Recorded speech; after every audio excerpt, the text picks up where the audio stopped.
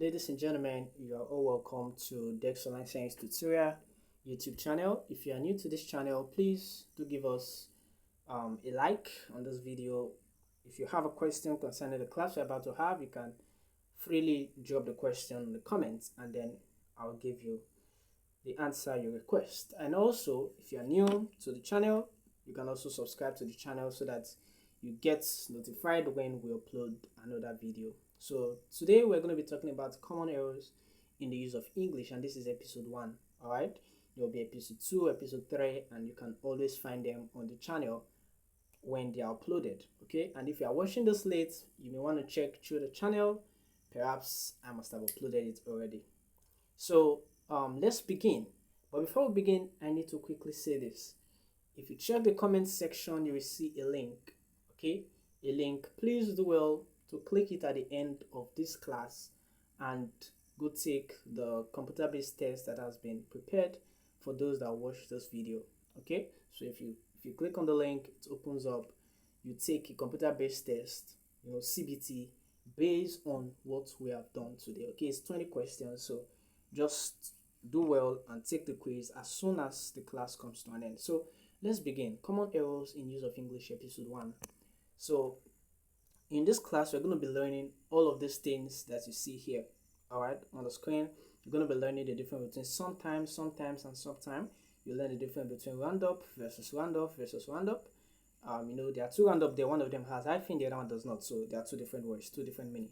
Okay, we learn the difference between access and access, talker and talkative, founder versus founded versus funded. You learn the difference between change and balance, because many persons use this interchangeably. You went to buy something and then you say, "Oh, madam, you never give me change." Sometimes you say, "Oh, madam, where's my balance?" So we're going to learn the difference between change and balance. And you learn the difference between faith versus faith, faithful versus faithful, onset versus outset, childish versus childlike, former versus later versus former versus later. All right, so let's begin. Starting with sometime versus sometimes versus sometime. Okay, so you realize that there are two sometime and one sometimes. Okay, so the sometimes is like, it looks plural because there's an additional s, but it's just a word with another meaning. While for the two sometime, one of them has a space between the some and the time, the other one does not. So let's look at the difference, starting with the first one you can see on the screen. Sometime without a space in between them. All right, so that one can be an adverb or an adjective. Okay, so if it's an adverb, it means unstated or unspecific point in the past or in the future. Okay, for instance, I can say, "Oh, this house was built sometime last year." All right, so at this point, I just said last year. I didn't specify which period exactly, if it was January, if it was July, if it was August, if it was March. I didn't just specify. I just said sometime last year. Okay, so that's actually sometime, the first one. All right, then sometimes, this one means occasionally, infrequently, or not often. Something that happens sometimes or maybe once in a while. For instance, I can say, "Oh, my uncle often visits us sometimes." My uncle visits us sometimes. Okay, or I can say, "Oh, I go to parties sometimes," or "I go to church sometimes." Sometimes that means it is not frequent. It's not something I do all the time. I just do it once in a while. I do it once, I stop, and do it again, I stop. You get. So if I say, "Oh, I go to the market sometimes," it means not frequently. I don't go every time. I just go, once in a while. And then sometime, the last one, the one that has a space in between the some and the time, actually is two separate words, right? But they actually carry the same meaning. Okay, so it actually means a long period of time or a span of time. So take, for instance, you wrote your exam, let's say JAMB, and then you are asking me, "Sir, when will my results come out?" I will tell you, "I don't know, but it's gonna take some time." Okay, so take some time. That some time there means it's gonna take a long period. Okay, or it may not be a long period of time, but a specific span of time. Okay, so that's just the difference between this three. All right, and that is exactly what is explained here. So if the question is asking about occasionally or infrequently or not often, something that does not happen all the time but it does happen once in a while, it is sometimes. I believe many of us are used to this one. But then once it's refer to unstated or unspecific time, maybe in the past or in the future, then it is some time without a space in between. And then if it refers to a period of time, then it is what? Sometime, the one that have a space in between. So you can see those examples. Number one, English grammar dash follows its own rule. Okay, so the answer is what? Sometimes, meaning to occasionally follow its own rule. And then number two, the couple met each other dash last year. Okay, so we know it's going to be somewhere around last year, but we don't know specifically. So it's going to be what? Sometime, the one without a space in between. Number three, we go out to play in the field dash. Okay, so you should know that it should be sometimes, meaning we do go out to play in the field, but not all the time. So sometimes. And then finally, I saw the old man dash last summer. Okay, so I saw the old man somewhere around last summer, but I don't know exactly. I've forgotten the exact time, so I'll say what? Some time. Okay, without a space in between. Now that's the same thing you can see here. So number two, we're going to be learning the difference between round off and round up with hyphen. This one has hyphen in between round and up. So the first one, round up, is a phrasal verb that means to arrest, to capture, or to gather things together. All right. So for instance, I can say, oh, the police rounded up the criminals. Okay. So round off means to end or to stop something, usually a meeting or a gathering or something, some activities. For instance, I can say, oh, at this point, let's round off this class, meaning let's end the class. And then round up, the one with hyphen, is a noun. It's not a phrasal verb like the other two. This one is a noun, the one that has hyphen. Okay, it means what? Summary. All right. So take for instance, you may give me a long story. I'll tell you, all right, now that you have narrated all the story, can you just give me a roundup of the story? Or maybe you want to tell me a story, I'll tell you, I don't have the time to listen to all your stories. Just give me a roundup, meaning give me what? A summary. All right. So take note of this, very, very important. Okay, so these are some examples. Number one, the police dashed the armed robber last week. Okay, so of course, this is what? Arrest. So it's going to be what? Round up. But because it's past tense, rounded up. Okay, take note that the round up with hyphen, that one that is a noun, does not take past tense. All right. So number two, the pastor was told to dash his sermon as quickly as possible. So to end the sermon, that's what? Round off. Number three, she dashed her tour with a concert at the Carnegie Hall. Okay, so you should know that this means she ended her tour. All right, so this is rounded off. And then number four, the cattle are dashed in the evening. Okay, rounded up. All right, and then finally, number five, let us now look at the dash of the news, the roundup, the summary of the news. Okay, so over to the next. Access and access. What's the difference between the two? Okay, so access, the one with double C, is mainly acting as a noun, but sometimes it can be a verb. All right, so as a noun, it refers to the ability or permission to approach a person, enter a place, or speak to somebody. All right, so take for instance, I can say, oh, she has access to my room, or she has access to my house, she has access to my phone. Okay, that means this person has permission. So yeah, access is actually means permission. All right, so but then once it's acting as a verb, it literally means approach, enter, or use. Okay, so for instance, I can say, oh, she accessed my information. Okay, she accessed my phone, or I mean she used it. So permission or ability, okay, to approach is access, that's a noun, but the approach itself is also access, that's a verb. Okay, but then the access with double S is mainly a verb. It means to evaluate, analyze, or estimate. Okay, past tense is what? Assessed. Ing form is assessing. All right, so take for instance, I believe you guys have heard of continuous assessment. All right, so this is the access they're talking about there.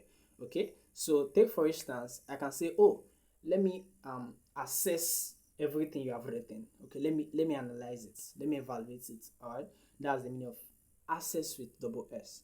Okay, so let's look at some examples. Now, the teacher decided to dash the student's work. So, what could that be? Of course, we know that in this case, the teacher is actually going to evaluate the work, assess it, to check it, all right, to see if there are any errors, anything that demands correction. So, that has to be assess, option B.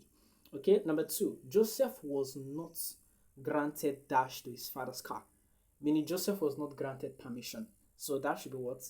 Access with double C, option A. Now, number 3, the police gained dash. The police gained dash to the sitting room through the broken window. Okay, so of course, you should know that the police has gained access. All right, they have gained entrance. So this actually is option B. All right, access. And then finally, number 4, the remote desert area is dash only to helicopters. Okay, of course, to dash the helicopter, meaning helicopter, they are the only ones that can go there. All right, so this has to be the access with double C. But then with your common sense, you should know that access itself will not fit here, but accessible. Okay, so the remote desert area is accessible only by helicopter. Okay, that's option C. Now let's go over to the next. Talker versus talkative. Okay, so talker is a noun. Okay, it means a person who speaks frequently, enjoys conversation, somebody that talks. All right, so that is actually a talker. Okay, and then talkative is an adjective. All right, it means to speak excessively or at length. All right, so it's a word we use to describe people that speak excessively. All right, so you need to know these key instructions. Number 1, a person is a talker. Okay, that's now after is a. All right, a person is talkative, so that one comes after is. All right, so you can't say a person is a talkative, all right, and just stop there. If you're going to put it that way, you must add person to the talkative. So you can either say, oh, John is a talkative person, or you can say John is talkative, or you say John is a talker. All right, so that is just a very important rule that you need to know. Okay, so this is an example. Okay, number 1, don't you know that John is a dash? A, talker. B, talkative. C, talkers. D, talkatively. Of course, John is a talker, so option A is correct. Don't you know that John is dash? So look at the option. What do you think is the answer? Option A is talker, option B talkative, option C a talker, and then option D talkatively. All right, so what are you going to pick? Of course, don't you know that John is talkative? So the answer is B. All right, though a talker too can also fit in this case. All right, so C can also fit, but the best is B. Now over to number 3. It is obvious that Joseph is a dash boy. A talker boy, B talkative boy, C talkatively boy, and D talkers boy. Of course, it's a talkative boy. And then finally, number 4, the chairman is known to be quite dash during meetings. A talker, B talker, C talkative, D talkative. So the chairman is known to be quite talkative during meeting. Okay, though talker can also fit, but talkative is the best option. So over to the next. Found versus founded versus funded. So found means to discover something. Founded simply means to establish something. For instance, you can say, oh, Pedagogue Des is the founder of Dex Online Science Tutorial. While funded simply means to sponsor something, to be the one to finance something. For instance, many of you that are in school, your father is your sponsor because he pays the school fees and all of that. All right, so let's look at some example. The man had dashed his missing wallet before we came. So of course, meaning the wallet was missing, so it was found. So the man has found. Option C. Okay, so Sony Group of School was dash in 1998, so founded. All right, so that is option A. Okay, and then number 3, Mr. Otumba dash and dash Bethel High School. Okay, so option A is founded and funded. Okay, option B is found and funded. Option C is funded and found. Option D is founded and found. Okay, so sorry, founded and found. So the answer is founded and funded, meaning he established it and he also sponsored it by himself. And then number 4, the government dashed the new science laboratory. Okay, of course, funded, as the government actually paid money that actually established the laboratory. Now, difference between change versus balance in terms of money. Okay, so what is change? Change is the money you get back when you have paid more than the cost of an item. Okay, while balance is the amount left over after taking some money from a total sum. Okay, so the trick is this: if you pay more than what it costs, what they'll give you is change. Okay, so but then if you let's say amount still left, or the amount you still owe, is called the balance. All right, so you see an example: driver give me my balance. That's wrong.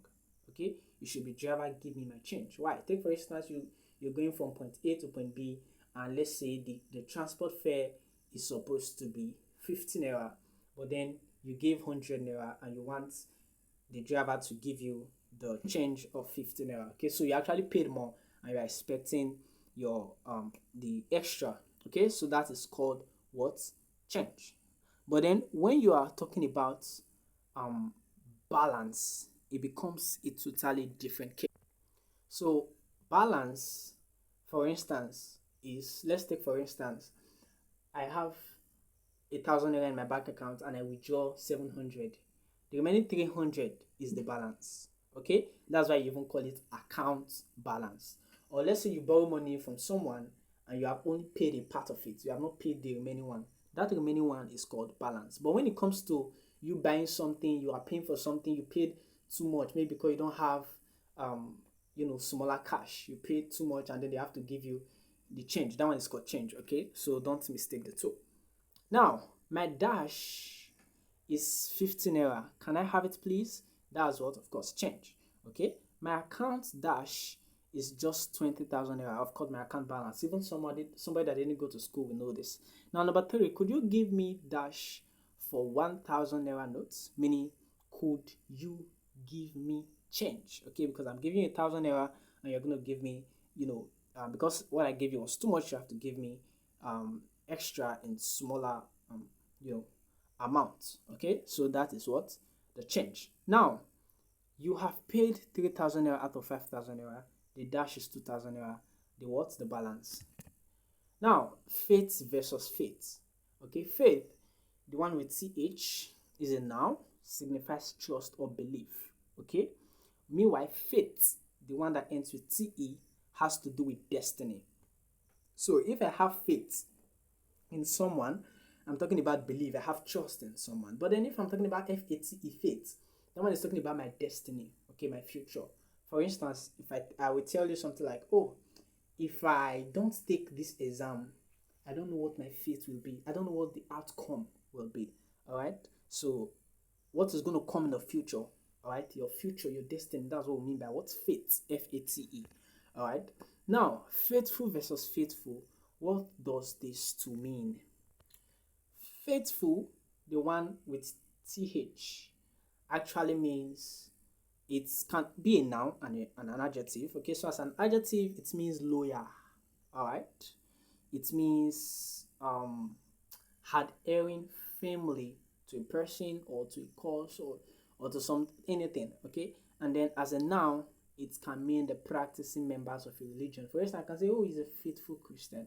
All right, he's a faithful Muslim, meaning he is dedicated, or if it's a woman, she's dedicated. All right, so that is faithful.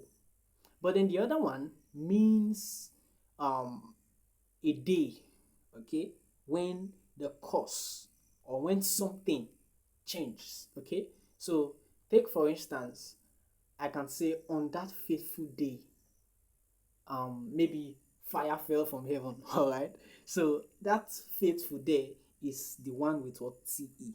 Okay, you must learn the difference between these two. So these are examples. Of course, the woman has never been dashed to her husband. All right, so of course you know what this means, faithful. Option A. On that dash day, Mr. AC received his letter of dismissal. So that's what on that fateful day, option B. Now the government left the refugee to their dash, to their fate. Okay, FATE, option B, that's to whatever outcome comes their way, okay, to their destiny. Just leave them like that. Whatever happens, let it happens. Okay, that's fate, FATE. Now the pastor told his members to have dash in God. Of course, fate, option B. Now, onset versus outset. Okay, so onset means the beginning of something unpleasant.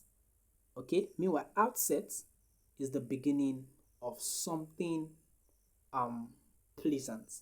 Okay, something that is not unpleasant. All right, because this thing can be in three ways. It can either be that whatever is happening is pleasant, it is not pleasant, or it is just neutral. All right, so once it is neutral or pleasant, use outset. If it is something bad, you use onset. For instance, I can say onset of a disease. Oh, since the onset of this war, they have been killing and killing and killing everywhere. Onset of disaster. Onset is used when to mean the beginning of something dangerous. Meanwhile, outset means the beginning of something good. So let's look at some example. The dash of the war has increased the price of everything. The onset of the war. Okay, onset. The war is something bad, so onset. You should have made your demands clear at the very dash of the agreement. Okay, so if you check, we don't know if it's a good agreement or if it's a bad one. Just an agreement. And make your demands clear. We don't know what kind of agreement. So this is what outset. It is neutral. Now, number 3. The symptoms indicated the dash of a code. Well, we know that this code is going to be bad. All right, so onset of a code. And then finally, number 4, from the dash of the project, it was clear that it would succeed. Yeah, the project is succeeding, that's something good, so outset. Now, childish versus childlike. What's the difference? Childish is behavior of a child that is unpleasant or immature. Okay, meanwhile, childlike is more positive or favorable. It's still a behavior that looks like that of a child, but just that this one doesn't carry that negative kind of image. Okay, so let's look at some examples and then it will be clear. All right, so you can see that at the bottom of the screen. Once, for instance, someone is behaving immature, unpleasant, okay, those are negative character. You're already grown up, but you're still behaving, immature, or should I say premature. You're still behave. For instance, let's say you are still, maybe you buy cowbell milk. Okay, let's say cowbell milk. It looks like powder. You still put water inside and you chook your finger inside and you are licking it as if you're a baby. You get that thing is childish. Okay, because it makes you look immature. It's unpleasant. Okay, use childish. But when it's something, something positive, use childlike. Okay, e.g., Phenomena is over 70 but has a childlike face, which makes people think she's a youth. All right, so the woman in quotes is already 70-year-old, but then if you look at her face is still young. So you cannot say her face look childish, because that's not something bad, that's something even good. So you say what? Childlike. So childlike is when you see the characteristics of a child in a mature person and it's a good one. But if it's a bad one, you use the word childish. Okay, so let's look at the difference between former, later, former, and later. Okay, so actually that's latter, L-A-T-T-E-R. So former, which is the first one you can see there, the first of two things previously mentioned. All right, so take for instance, I say Mary and Tina. So the former is what? Mary. Okay, so I can say, oh, there are two types of car, white car and blue car. I like the former. Okay, So if I say I like the former, I'm talking about the white car, the one I mentioned first. If I say, oh, I like the latter, meaning the one I mentioned what last, which is the blue car. Okay, so I can say, oh, I have two siblings, John and James. I play ball with the former. I play Ludo with the later or latter. Okay, so the former is John, the latter is James. Okay, so that's just how it is. When you mention two words, you can use former and latter to describe them. Okay, why formal and later, that's the one ending with al, formal, and then later, which is the last one you can see there. All right, so formal means official or unconventional. Okay, so take for instance, I can say he had little formal education. There it means what? Official education. You can have any kind of education. For instance, you can be educated in baking bread. You can be educated in let's say making cake. All right, you can be educated in making zobo drink. You can be educated in plaiting hair. All of them are education. But when we now say formal education, we add formal, that one ending with al, add formal to the education. We mean we are talking about the official education, which means going to university, acquiring a degree, maybe BSc, master's degree, PhD. You get? So formal there means what? Official. And then later actually refers to a time in the future. For instance, if you call me, I can say, oh, I'm busy, call me later. Okay, meaning after now. All right, so that is it. Now let's look at these examples. Number one, Mary and Tina are sisters. The dash is fair skinned while the dash is dark skinned. Okay, so of course the former, FORMER, is fair skinned while the latter, LATTER.